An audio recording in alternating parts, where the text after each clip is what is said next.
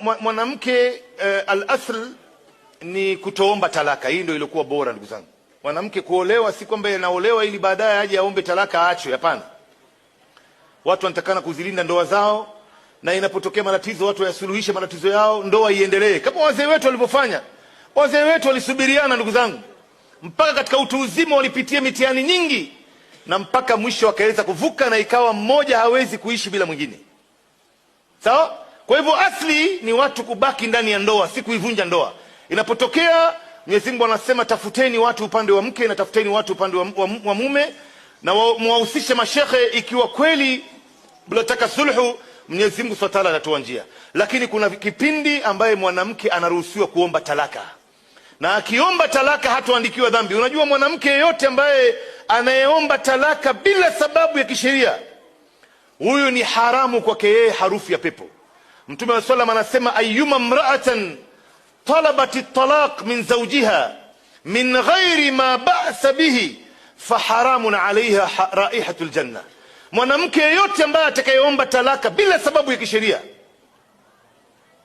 mume wake hajawahi kumkosea, anamlisha kila kitu, anampa kila kitu sawa sawa, haki yake kitandani, kila kitu anapata, akaamua tu bwana mimi nataka talaka yangu, na hana sababu huyu harufu ya pepo ni haramu kwake yeye.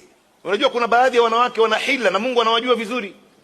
Kuna baadhi ya wanawake anaolewa kwa sababu anataka tu apate mtoto na huyu mwanamume, mtoto mmoja, kisha amwambie nipe talaka yangu. Ndio unaona ma single mothers wamejaa hapa nje, ndugu zangu. Anataka mtoto mmoja ambaye atamlinda yeye, ambaye atakuja kuirithi mali yake. Akishazaa naye anamuona huyu mwanamume nitakataka, anataka kuomba talaka, hairuhusiwi.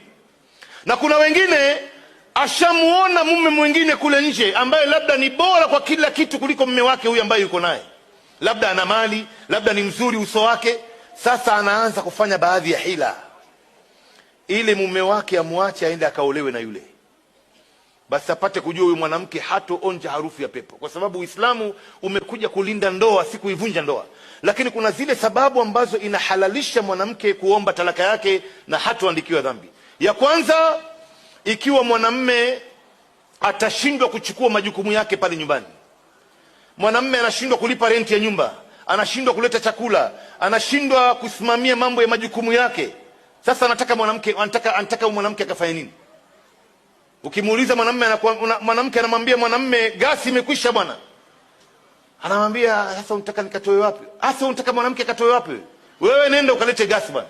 Nenda ukalete gasi ya nyumba. Usiulize unatoa wapi. Unataka huyu mwanamke aende wapi? Aingie kwenye mambo ya uchafu huko nje. Umefahamu? Nenda ukalete. Ndio unaona wengine wanashindwa majukumu yao haya.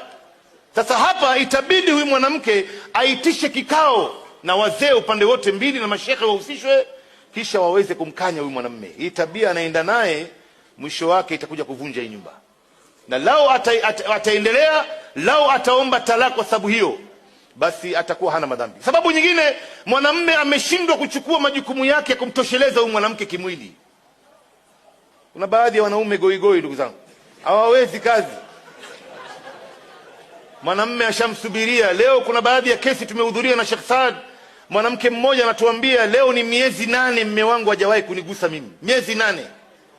Sasa unatarajia nini, ndugu zangu? Wanawake wengine wana shahwa ya juu. Sasa kitu ambao utafanya wewe mwanamke, kwanza ujaribu kumrekebisha mwanamume huyu kwa kumpikia vyakula ambavyo vina virutubisho vya kujenga hisia na kumpa nguvu za mwili. Kabla hujaitisha talaka yako, kwanza mpikie vitu vya nguvu, ndugu yangu. Mpikie ile ugali ya dona, ile ugali ya kutwanga ile. Unajua ugali ya kutwanga, ndugu zangu? Sio ugali ya pakiti ya dukani. Ile ugali ya kutwanga ile, ukachanganya na unga ya wimbi na unga ya muhogo, kisha ukampikia na omena iliyokuwa mbichi ya maziwa. Hizi vitu vinajenga nyumba hizi.